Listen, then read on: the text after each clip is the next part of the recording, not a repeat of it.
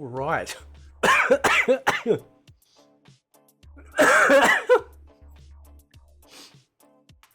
Man, people get mad at my stuff. Why are you getting mad? If you're so confident in your product, right? If you're so sure, why are you upset? I'm still going to buy the game. I'm going to play the game. But unlike some folk out there, I can actually see what's going to happen. Now, I recorded this just before. There's 2 matches, one me losing and then winning, of Tekken 7 online. You can see the ping down the bottom right, connection and stuff. Now, I fail to see how anyone, and there's a lot of people out there, so my opinion is being, a lot of people are also saying the same thing, not because I'm saying it, just because it's their own volition saying it, that the smoothness, the jankiness, the smoothness and whatnot is definitely not present in Mortal Kombat 1 gameplay. Tekken 7, which is now an old game, which has had this gameplay design from the start, just like previous Tekken games, where I've talked about before how, you know, moves don't feel like they have follow through, you know, when you're doing a combo, you know, if you're out of range, you don't suddenly suck them into it. Tekken 7, yeah, it doesn't have these issues, but MK1's engine does. And the reason for that is because Mortal Kombat 1 is sharing the same engine as MK11, which is sharing the same engine as MK10 and Injustice 2. MK9 was like a lightning bolt in the dark, right? It basically was completely devoid of any influence whatsoever from Injustice. And that's the problem. Injustice has infected Mortal Kombat, okay? Now, they've changed some things with MK1 I'm happy about. Like, I keep telling people, I'm going to buy the game, play the game. But, right, Injustice has been a major influence in the development of Mortal Kombat. And it's pretty obvious that Mortal Kombat 1 was supposed to be Injustice 3, and they realized that given the state of superhero films and things like that, that there was going to be a massive gamble to release a heavily focused superhero game in this climate, and then, you know, have it tank because nobody's interested and they got superhero fatigue. So that's why they did Mortal Kombat again.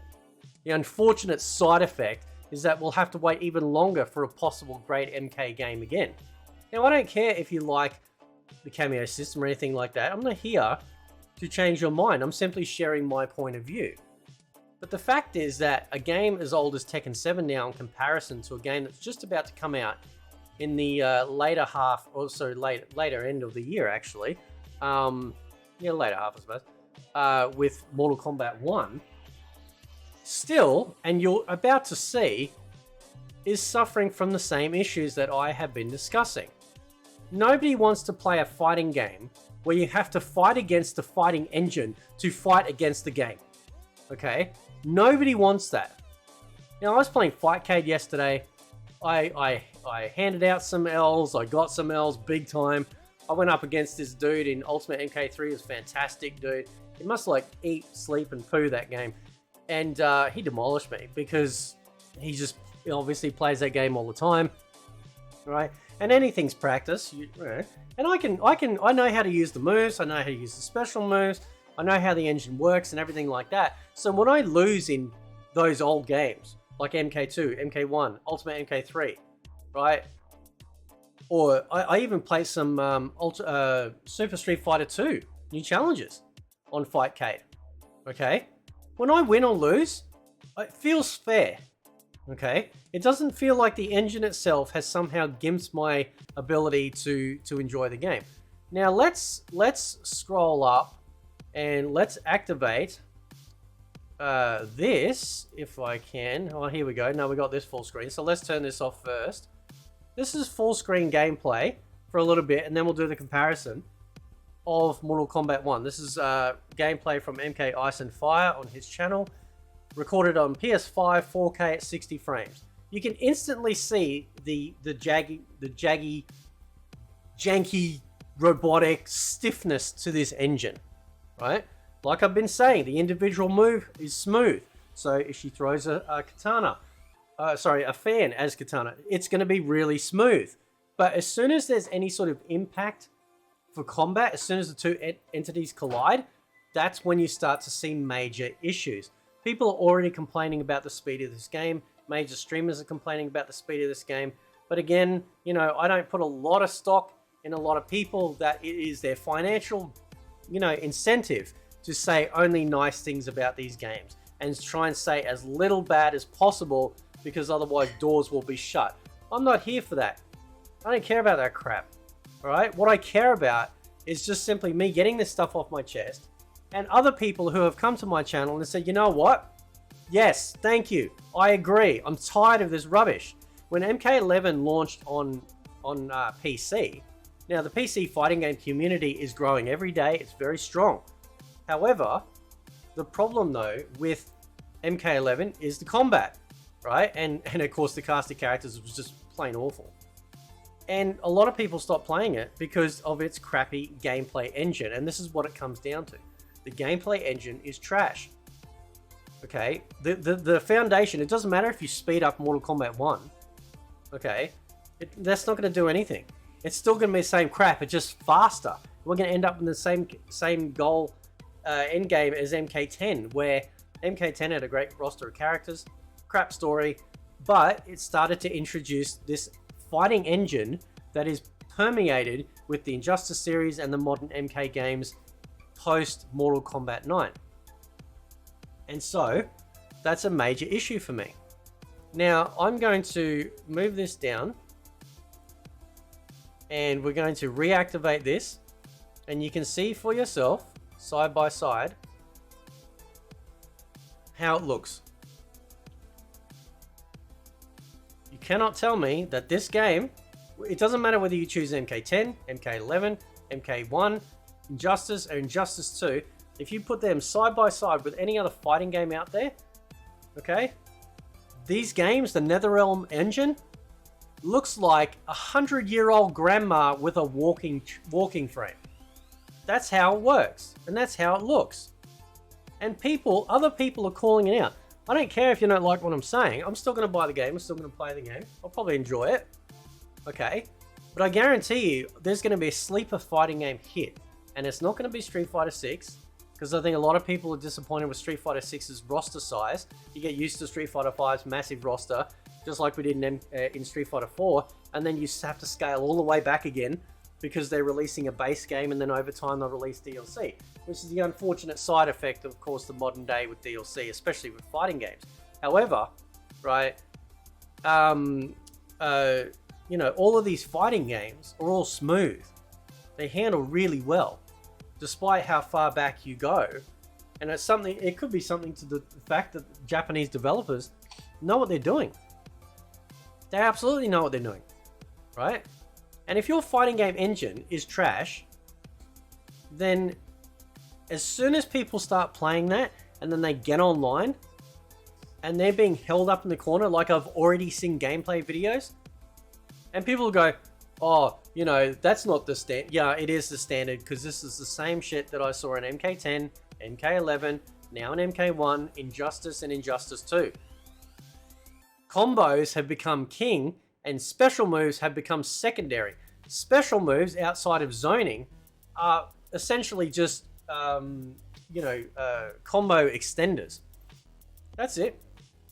That's all they are, right? The focus on special moves from Mortal Kombat has dwindled over time. Ed Boon's obsession with Tekken is the reason why Deadly Alliance was created. They removed uppercuts, they toned down the fatalities. It essentially was a Tekken game with blood, and then that game then actually got like changed considerably when Deception came out, because people went, hey, this isn't Mortal Kombat. What the hell is this rubbish? And then Deception, absolutely, that's why a lot of people love Deception, because it was a fan favorite. Armageddon is simply just Deception, but every character pretty much. It's amazing. Minus a style for character, but that's okay, right? So this is the problem that we face, okay? Is that, and again, right, the highs and lows stuff they introduced, they changed the buttons, like from high punch, high kick, low punch to low kick, to like, you know, whatever the hell they are now. I don't even know anymore. I just I just look at the button and go, okay, X, A, Y, B, whatever. You know, like, I don't even know or care. You got high and low attacks now, which never used to be a thing outside of a sweep with Mortal Kombat. The combos were restricted to the run meter, or maximum damage in the run meter for MK4 and the previous games.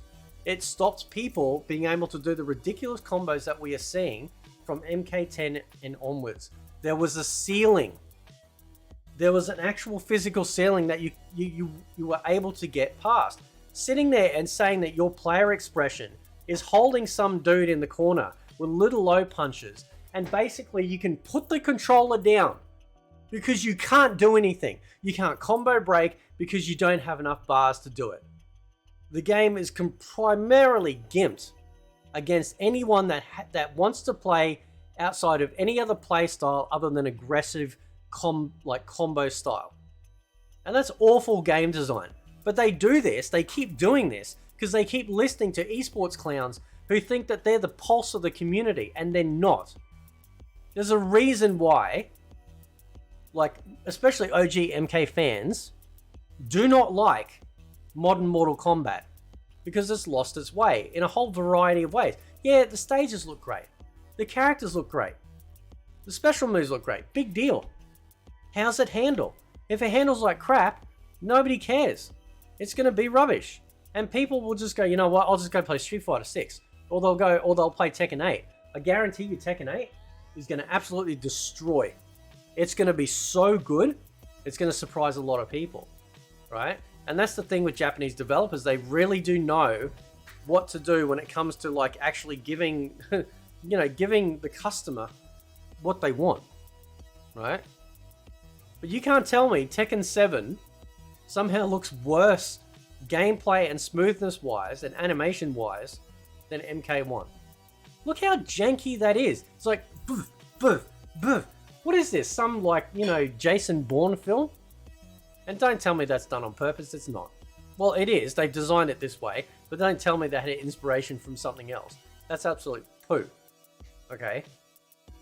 Every time two characters collide in MK1 or 11 or 10, it instantly, you feel it. You feel this stickiness to the character.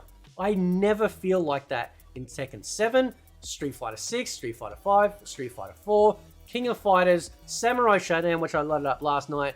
DNF Duel is a little bit of an iffy one, but ultimately, if you kind of know what you're doing, you're fine. Although, considering how broken the characters were when that launched, the FGC community for PC just walked away from it. This is like, no, this is crap gameplay. I'm not playing this. There's other fighting games out there far better than this, right? Games like Guilty Gear, Blaze Blue. Like, there's so much choice out there, okay? Not to mention that we have previous MK games. And this is why, like I said in the video a little bit ago, that if they remastered MK9 with modern rollback connection, this game would not outsell it. Right? This game would die if MK9 got remastered. Why? Because MK9, apart from just like all the other stuff, had pretty awesome gameplay. Now, I have gone on record and I've said that we started to see these issues with this combo system, but at least MK9, to a degree, had the ability and the tools to be able to combat against those combos. So people started getting a bit funny and a bit familiar with you with those combos. You could turn around and knock them on their ass and go, hey, you're not going to be able to get away with that shit with me. You're going to have to try other tactics if you want to beat me at this game. This game, and MK11 and MK10 are only designed purely to keep people going, okay, the only way you're going to have to fight is with combos. And before some clown, that stole Ronald McDonald's shoes makes a comment about Tekken 7 and seeing the fact that I am constantly using combos, Tekken, from the first iteration of it, is a martial art game. It doesn't have fireballs and crap like that. It is primarily a martial art game. Same with Virtua Fighter. This is how you play the game. The combos are the special moves in Tekken. Mortal Kombat, until MK3, only had special moves and standard single attacks. Then they introduced the run meter with dialer combos, which was perfect because it meant that you couldn't start the combo unless you were actually touching them. If you missed a first hit, you couldn't do anything else. Like, you literally had to be on top of them. And then they changed that with Deadly Alliance. And then we ended up with the absolute colossal dumpster fire that we have with this engine. It doesn't matter how pretty you make it or how many good characters you put in it. If the engine itself is going, if the base corruption of this engine, this gameplay engine, does not get fixed in the next version, and they keep pulling this crap out constantly, then it's going to be the same crap. You know what we're going to see? We're going to see all the big YouTubers, all the big Twitch streamers. All they're going to do is post, oh, I did a 50% combo. I did a 100,000 hit combo. That's all they care about. They don't care about anything else outside of that. Because that is the only goal that NetherRealm has been pushing for years now. Is that, imagine the combo possibility. Well, imagine people not playing your crap gameplay engine game because they're tired of it. When they see other fighting games that are absolutely taking over the market because they actually know how to code and create good engines and give the customer what they actually want. This is rubbish. This is like having like the hottest chick in the world with 2 brain cells. Okay, everything looks great, right? But she can't add or subtract. Anyway, I'll leave it there. Let me know what you think. See you next time.